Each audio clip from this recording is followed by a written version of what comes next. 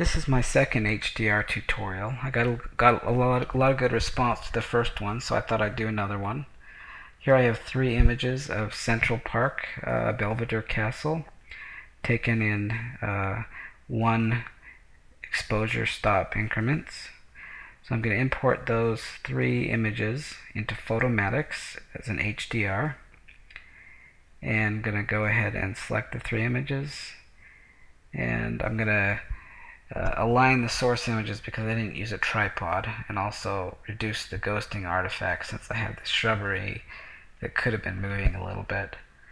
Go ahead and generate the HDR.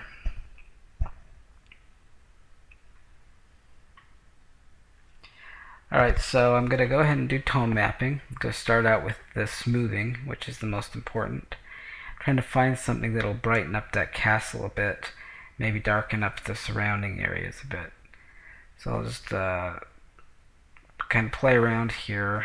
If I don't find something, then I might try that light mode checkbox, because sometimes there's some decent presets that work well.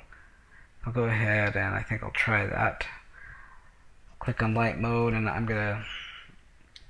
never go below the mid.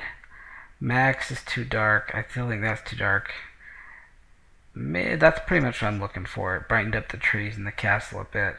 That's where I want the focus for this to be. And I can tweak it a bit later with color curves and whatnot, but go ahead and keep it there.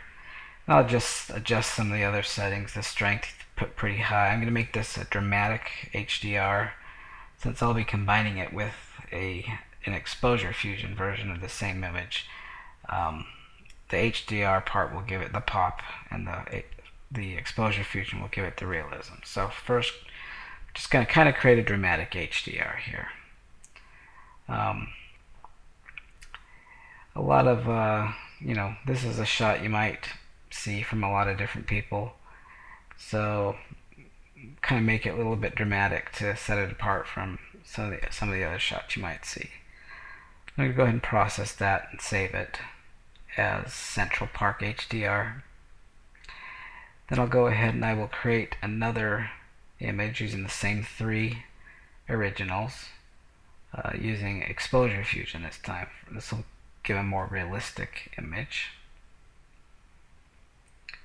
So I'm going to go ahead and reset everything to their default values. I don't know of any automated way to do this, so I just kind of put everything back to the center.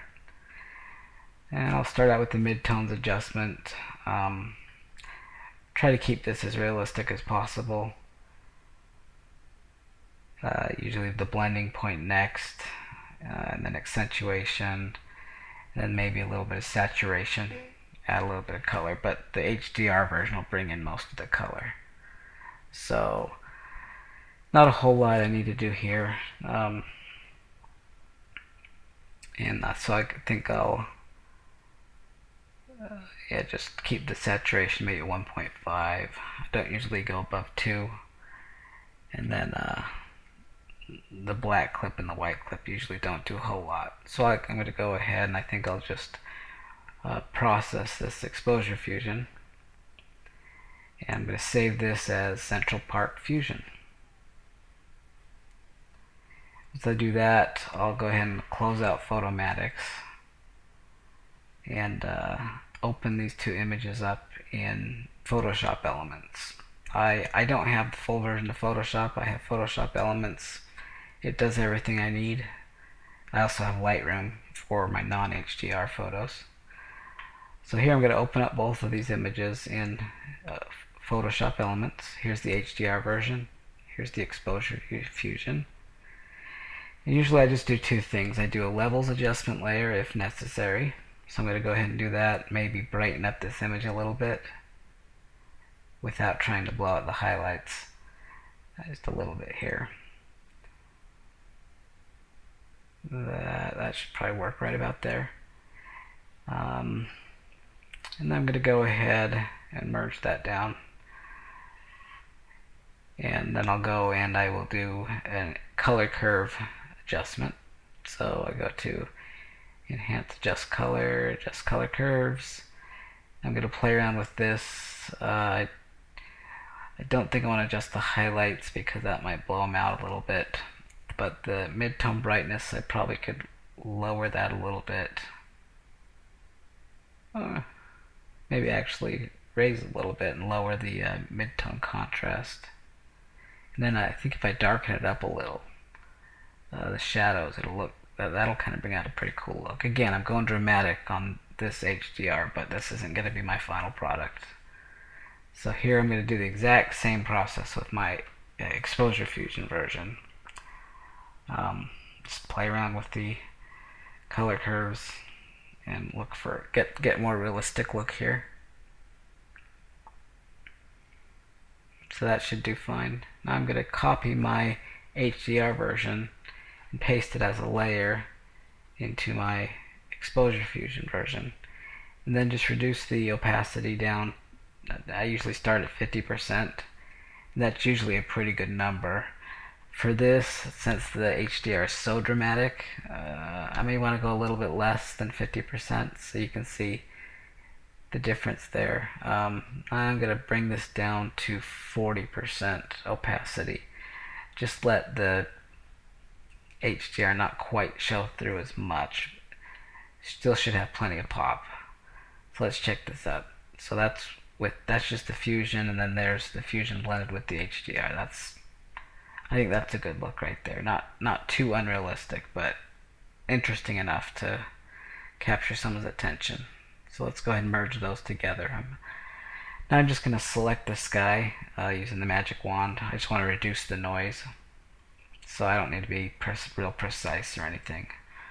Let's see what I'm going to copy that into a new layer, and I'll go ahead and erase any of the building that I happen to get capture along the way, just so I don't reduce the noise and the details from the building. So now I'm going to use a plugin called Topaz Labs Topaz Denoise. I'm going to go to a dark section of the sky here and test out a couple different other presets. The light doesn't seem to work quite well. I'm going to go to moderate, and I think that should reduce enough of the noise without getting rid of too much of the detail in the clouds. Alright, so the next thing I'm going to want to do is I'm going to want to select the castle area and the shrubbery around it. And I want to sharpen that up a bit. Not the stuff at the bottom of the screen, not the foreground there. Just the kind of the, if you're using the rule of thirds, kind of going to sharpen up that middle section there. Don't want it too sharp, but do want to bring out a little bit of the detail in the trees and in the castle. So I think probably if I just use a radius of 1, that should be good. So I'll go ahead and process it. Alright, so now all that's really left to do is to straighten the image out a little bit and crop it. So I'm going to go ahead and use a free transform. I'm going to blend all these or merge all the layers together. I'm going to do a free transform. I'm going to go ahead and bring up the grid just so I can try to make sure that that tower on the castle gets straight. That's what I want to focus on. So just if using free transform, just tweak it a little bit. Once I've got the right angle, I'm going to go ahead and I'm going to crop the image. I want to get rid of a little bit of that foreground and also maybe some of the shrubbery from the right and left side. Try to focus in on Belvedere Castle there. So just a little bit of cropping here, and that should pretty much finish up the image. And I think that should do it. Alright, so I'm going to go ahead and save this as my final image. And that's my tutorial for today. Hope to keep them coming. I appreciate your comments. Please visit me at flickr.com/Boudster. You always get my latest photos there. www.jimboud.com, and you can follow me at Twitter at JimBoudPhoto. Appreciate it. Thanks.